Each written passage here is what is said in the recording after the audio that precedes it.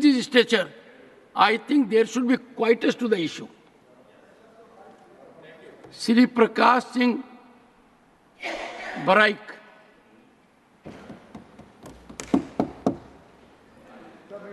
It is the maiden speech of the honorable member. Sound हो जाएगा।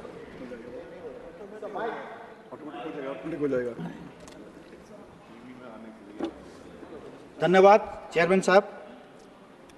मैं आज राष्ट्रपति के अभिभाषण पर धन्यवाद प्रस्ताव में अखिल भारतीय तृणमूल कांग्रेस की ओर से बोलने के लिए खड़ा हूं। मैं अपने राज्य पश्चिम बंगाल एवं पूरे देश की जनता की आवाज़ को बुलंद करने के लिए उपयोग करना चाहता हूं। अध्यक्ष महोदय, सबसे पहले मैं कहना चाहता हूं, महामहिम राष्ट्रपति महोदय ने जो संबोधन दिया जिसमें वर्तमान सरकार की नीति एवं कार्यों की तारीफ की गई, मुझे गर्व की अनुभूति होता है कि हमारे आदिवासी संप्रदाय के एक महिला जो राष्ट्रपति पद की शोभा बढ़ाती है।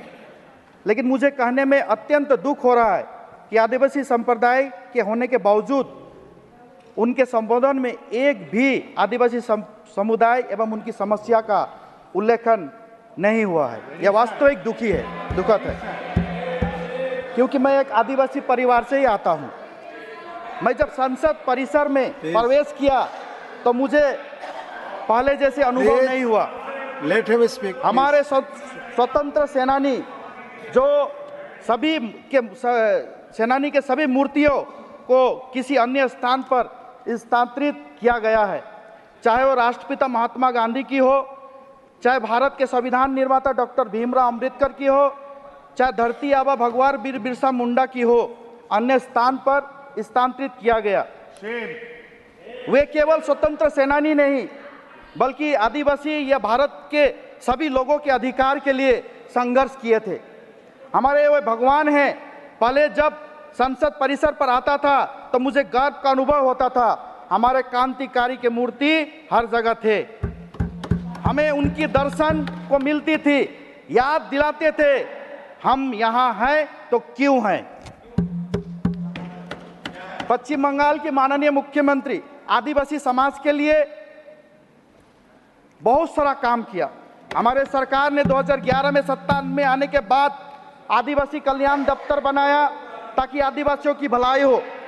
सरकार ने की नीतियों से सरना एसटी कोर्ट के लिए जो प्रस्ताव आदिवासी समाज का था उनको केंद्र पे भेजा गया।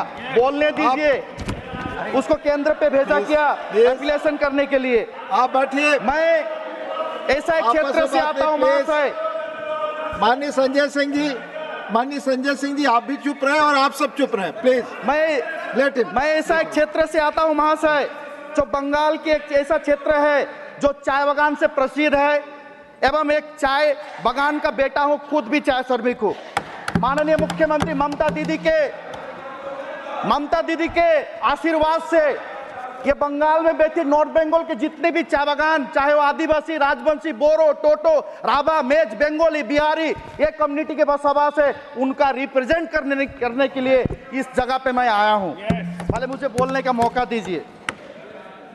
वहां दिन रात जो मेहनत करते हैं चाय बागान के मजदूर, जो चाय श्रमिक है, जो आदिवासी है, इस देश पे तो चाय की चर्चा होती है लेकिन चाय मजदूरों की चर्चा नहीं होती है जो चाय बनाते हैं।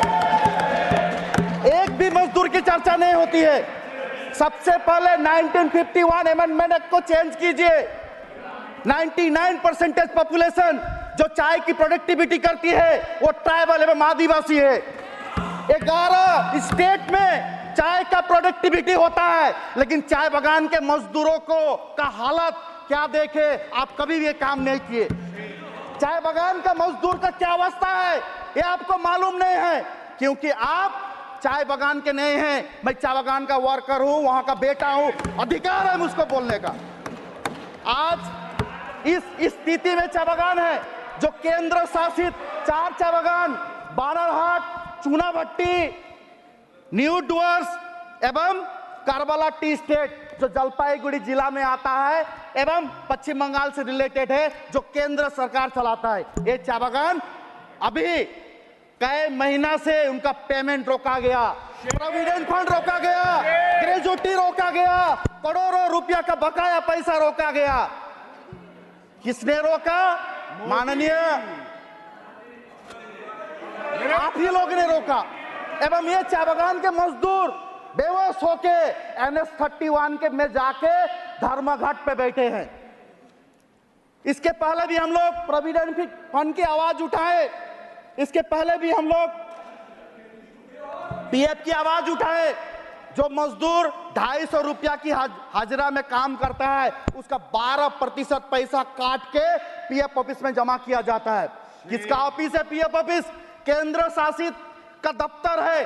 जो मजदूर 58 साल में रिटायरमेंट के बाद में ये दफ्तर, उनका पैसा उनको नहीं मिलता है। मालूम है क्यों? आधार मैचिंग के लिए। एक चाय बागान का मजदूर जब प्लॉकिंग करता है तो उनका हाथ छिल जाता है, आधार उनको ऑब्जर्व करने नहीं सकता, आधार नहीं सकता। 58 साल के बाद में म्यूचुअल अंडरस्टैंडिंग करना चाहिए। चाय बागान का मजदूर को प्रोविडेंट फंड देना चाहिए एवं ग्रेजुटी देना चाहिए। ये मजदूर बहुत दुख कष्ट से हम लोगों को पढ़ाएं। आज इसी तरह आवाज को रोकने का कोशिश हो रहा है। आज केंद्र सरकार द्वारा जो नीति एवं प्रोविडेंट फंड की जो घोषणा, जिसके कारण चाहे मजदूरों को उनकी समस्या का समाधान नहीं हो रहा है। माननीय मुख्यमंत्री के उद्योग से, पश्चिम बंगाल की माननीय मुख्यमंत्री ममता दीदी के उद्योग से चाय बागानों में करीबन 25 बागान पे हॉस्पिटल बनाया जा रहा है, 53 बागान पे क्रैश हाउस बनाया जा रहा है। बिना पैसा में राशन, बिना पैसा में पेयजल की व्यवस्था राज्य के माननीय मुख्यमंत्री ने कर रही है। तो 1998 साल पंचायती राज जो चाय बागान पे हुआ, उसके बाद में सरकार हर काम राज्य सरकार कर रही है, लेकिन रिस्पॉन्सिबिलिटी केंद्र सरकार का भी है। सेंट्रल एक्साइज ड्यूटी बोलिए, बट टैक्स बोलिए, चाय केंद्र के पास भी टैक्स आता है। तो क्यों इस बागानों के लिए केंद्र सरकार कुछ नहीं करती? बागान जब बंद होता है, आप लोग एप्लीकेशन लगाते हैं, हम लोग जाके उस बागान को खोलने का कोशिश करते हैं। आप सरकार की विफलता ही नहीं साबित करती।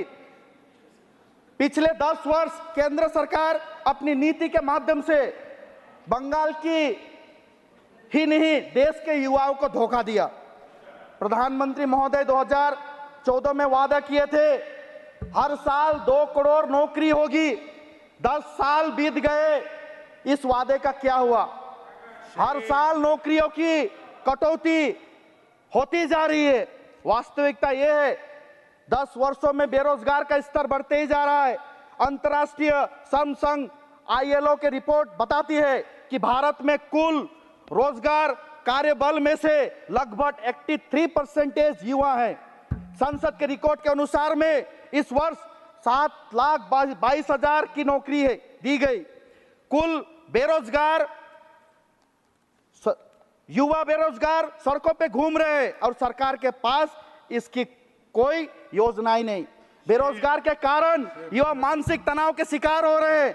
वे अपने शिक्षा योग्यता के बावजूद अपने सपनों को स्वीकार करने नहीं पा रहे हैं। सरकार start up India, make in India की बात करती है, जैसे नारे लगाती है, लेकिन इन नारों का हश्र क्या हुआ आप सभी को मालूम है। यह साफ दर्शाती है बेरोजगार संबंधी वादे को पूरा करने में असफल रही है सरकार। इसका असर समाज में व्यापक रूप में देखा जा रहा है। इस बेरोजगारी की वजह से युवाओं को आत्मविश्वास टूट रहा है। सरकार की नीतियों ने भारत शिक्षा प्रणाली को तहस-नहस कर दिया। NET एवं UGC जैसे प्रमुख परीक्षार्थियों के प्रश्न पत्र लीक हो गए। लगभग 7 वर्षों में 70 बार ये लीक हुआ। इसका असर पूरे छात्र को देना पड़ रहा है एवं छात्रों को ही नहीं, उनके माँ बाप को भी देना पड़ रहा है, क्योंकि उनका भविष्य उनका माँ बाप बनाता है। जो बच्चे दिन रात तैयारी करते हैं, अंत में पता चलता है पेपर लीक हो गया, ये उनके लिए सराहना है, पल होता है। उनके सालों की मेहनत सरकार ने की लापरवाही को से बर्बाद कर दिया। वह मेहनत सिर्फ बच्चों ही नहीं, उनके माँ बाप एवं परिवार के लोग भी करते हैं। अपने सपनों को आप ऐसे मत नोचिए, उनकी उड़ान को मत रोकिए। इन बच्चों का एक आंसू का हिसाब देना पड़ेगा आपको। एक आंसू की हुकूमत के लिए खतरा है। तुमने देखा नहीं आंखों का समुंदर होना। छात्रों को उन्हें अपने भविष्य के प्रति कोई आशा नहीं दिख रहा है। यह स्थिति अन्यथा चिंताजनक है। हमें इसे बदलने की ठोस कदम उठाने की जरूरत है। युवाओं को बिना देश विकास संभव नहीं। हमें यह सुनिश्चित करना होगा हमारे युवा पा सके एवं उचित शिक्षा पा सके, ताकि देश के विकास के लिए योगदान हो।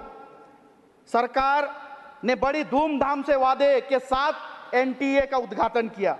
यह बताया जाता है कि एजेंसी की निकाय परीक्षा से जुड़ी बीमारी का रामबाण का इलाज होगा एवं निरीक्षक दक्षता एवं पारदर्शिता का नया युग आएगा। हमें पता नहीं कि एनटीए के तहत पारदर्शिता बिल्कुल नहीं अर्थ होगा जहां परीक्षा प्रश्न पत्र पारदर्शिता नहीं हो रही है, वहां परीक्षा के तारीख एवं व्यवहार का सार्वजनिक दस्तावेज बन चुके हैं। सरकार को इससे जुड़े सभी व्यक्तियों पर कड़ी से कड़ी सजा एवं निगरानी करनी पड़ेगी।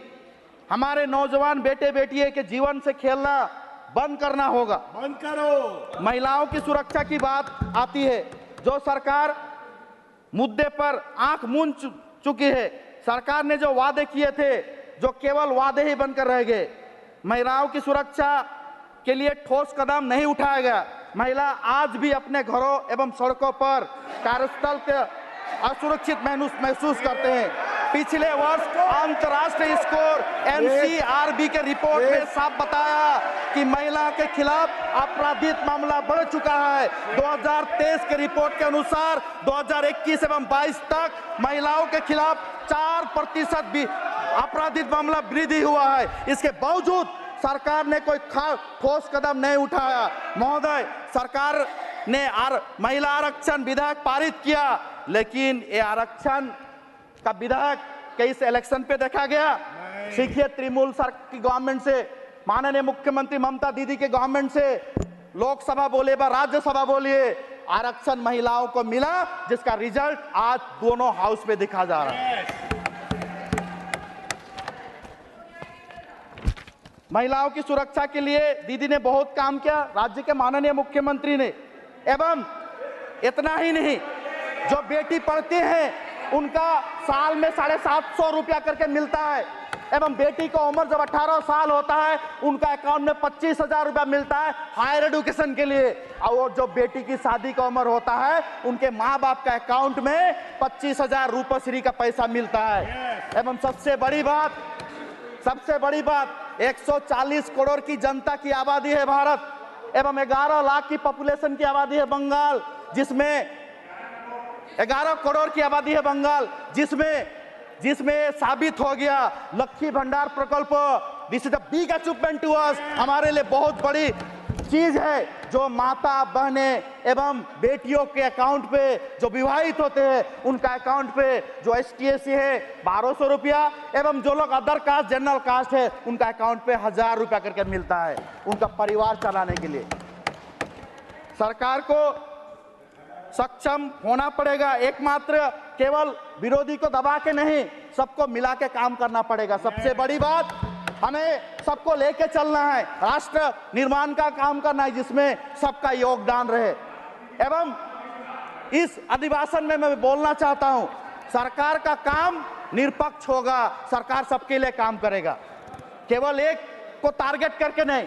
एक माननीय सांसद साहब कुछ ही क्षण पहले हम लोगों को एड्रेस करके बोले, मैं बोलना चाहता हूं, आपराधिक मामला जो भी हो, पश्चिम बंगाल का सरकार ने जवाब दिया, रात में ही FIR करने के बाद उनको अरेस्ट किया गया, साथ ही साथ FIR रजिस्टर किया गया। उनके बात को संबोधन करके बोलना चाहता हूं।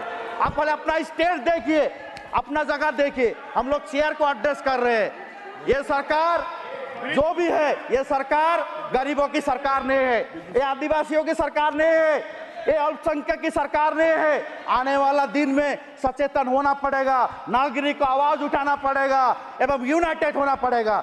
सचेतन रहिए। घमंड सबका जाता है, इस बार भी आप लोगों का घमंड गया।